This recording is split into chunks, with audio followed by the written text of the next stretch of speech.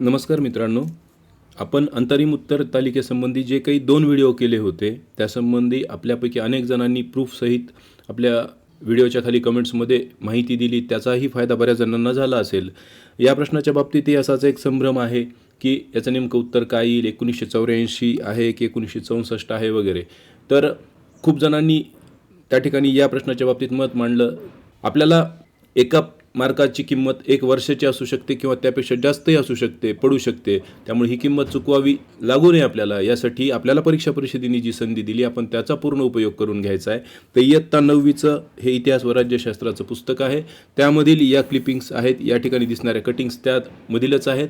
तर पुढील शैक्षणिक संस्थांच्या स्थापनेच्या वर्षानुसार योग्य क्रम लावा. आता वर्षानुसार योग्य क्रम म्हणजे जी सर्वात आधी स्थापन झाली ती घ्यावी लागेल आणि सर्वात शेवटी जी स्थापन झाली ती घ्यावी लागेल. त्यामुळे या ठिकाणी महाराष्ट्र राज्य माध्यमिक आणि उच्च माध्यमिक शिक्षण मंडळ, या ठिकाणी पहा, महाराष्ट्र राज्य माध्यमिक व उच्च माध्यमिक शिक्षण मंडळ याची स्थापना 1966 मध्ये झाली होती. महाराष्ट्र कला संचालनालयाची स्थापना जी आहे 1965 मध्ये महाराष्ट्रात कला शिक्षणाचे धोरण आखण्यासाठी कला संस्थांद्वारे अंमलात आणण्यासाठी कला संचालनालयाची स्थापना झाली होती. तर ती आहे 1965 मध्ये. त्यानंतर महाराष्ट्र राज्य शैक्षणिक संशोधन व प्रशिक्षण परिषद 1984 मध्ये. या ठिकाणी पहा, महाराष्ट्र राज्यासाठी महाराष्ट्र राज्य शैक्षणिक व संशोधन प्रशिक्षण परिषद ही संस्था 1984 मध्ये स्थापन झाली होती. तर महाराष्ट्र राज्य पाठ्यपुस्तक निर्मिती व अभ्यासक्रम संशोधन मंडळ, महाराष्ट्र राज्य पाठ्यपुस्तक निर्मिती व अभ्यासक्रम संशोधन मंडळ अर्थात बालभारतीची स्थापना 1967 मध्ये झाली होती. आता सर्वात आधी स्थापना झालेली आणि सर्वात शेवटी स्थापना झालेली असा जर क्रम लावायचा म्हटला तर 1965 मध्ये ब म्हणजे महाराष्ट्र कला संचालनालय, 1966 मध्ये महाराष्ट्र राज्य माध्यमिक व उच्च माध्यमिक शिक्षण मंडळ म्हणजे अ, 1967 म्हणजे ड म्हणजे पाठ्यपुस्तक निर्मिती व अभ्यासक्रम संशोधन मंडळ आणि 1984 म्हणजे सर्वात शेवटी या ठिकाणी महाराष्ट्र राज्य शैक्षणिक संशोधन व प्रशिक्षण परिषद क. तर अशा प्रकारे क्रम काय पाहिजे मग की ब, त्यानंतर अ, त्यानंतर ड आणि त्यानंतर क. तर या ठिकाणी ब सुरुवातीला असलेला एकही पर्याय नाही. त्यामुळे हा प्रश्न रद्द होईल किंवा सर्वांना याचे गुण दिले जातील. किंबहुना हे गुण देणं आवश्यक आहे, कारण या ठिकाणीच ही गोष्ट नमूद केलेली आहे 9वीच्या पाठ्यपुस्तकामध्ये. आपण वेबसाईट किंवा इतर कुठली माहिती स्रोत म्हणून वापरत नाही आहे. तर या माहितीनुसारच क्रम ब, अ, ड, क असला पाहिजे, परंतु त्या ठिकाणी हा क्रम आपल्याला कुठे दिलेला नाही आहे. तुम्ही पाहू शकता ड, अ, ब, क आहे, क, ब, ड, अ आहे, त्यानंतर अ, ब, ड, क आहे, क, ब, अ, ड आहे, परंतु ब सुरुवातीला असलेला क्रमच या ठिकाणी नाही आहे. त्यामुळे हा प्रश्न रद्द होईल. याचे गुण सर्वांना मिळतील. त्यामुळे एक लक्षात घ्या की कुणी कळवत असेल, कदाचित त्याचं चुकतही असेल, मे बी काही गोष्टी होत असतील, परंतु तिथे टिंगल करण्याची काही गरज नाही. एखाद्या विद्यार्थ्याला शंका वाटते, तो कमेंटमध्ये मांडतो, त्याला त्याचा आधार वाटतो, त्याला काही जण प्रूफ देतात किंवा त्याचं शंका निरसन करतात की बाबा तुझं चुकीचं आहे, तर काय हरकत आहे ना. तर असं असताना देखील काही जण त्या ठिकाणी त्यांची टिंगल करणारे काही कमेंट्स येतात, त्यांचं म्हणणं उडवण्यासाठी काही लिहिलं जातं. पण ते असो, तर आपल्या चॅनलवरती असं काही दिसणार नाही. सिरियसली अभ्यास करणाऱ्यांसाठीच आपलं चॅनल असणार आहे. तर या ठिकाणी हा प्रश्न रद्द व्हायला पाहिजे. तुम्ही आजपर्यंत अजून कळवलं नसेल तर नक्की कळवा. ही PPT मी आपल्या टेलिग्राम चॅनलवर देखील टाकतो. तुम्ही असंच परीक्षा परिषदेला कळवून टाका.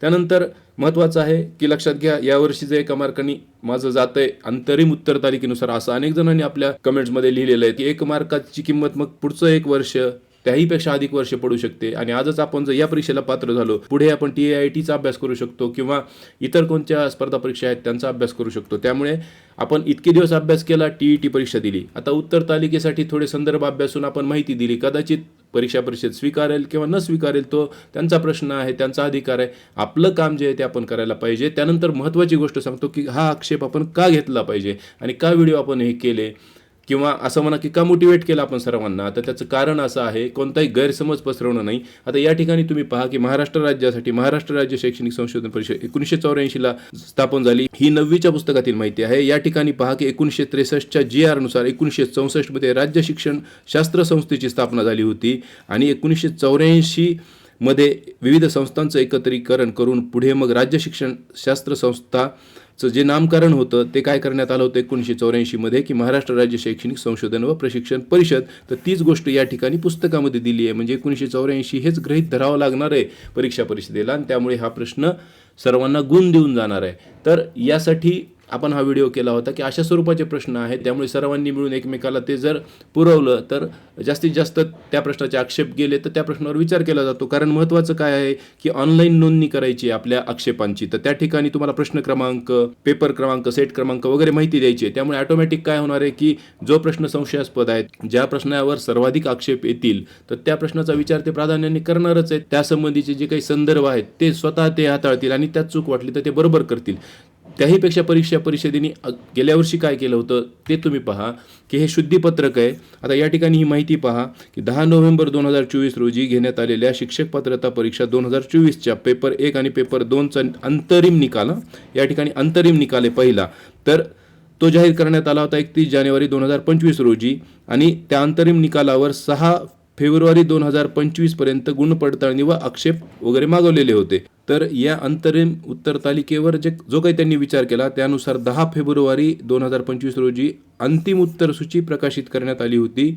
तर या अंतिम उत्तर सूचीवर प्राप्त हरकतीनुसार पेपर 2 मधील गणित विज्ञान विषयातील प्रश्न क्रमांक, मग संच आणि प्रश्न क्रमांक दिलेले आहेत वेगवेगळ्या सेटमधील, तर त्यावर आक्षेप प्राप्त झाल्याने, म्हणजे कोणत्या ह्याच्यावर, तर अंतिम उत्तर सूचीवर आक्षेप प्राप्त झाल्याने तज्ज्ञांच्या अभिप्रायानुसार सदर प्रश्न रद्द करण्यात येऊन अंतिम सुधारित उत्तर सूची जाहीर करण्यात येत आहे.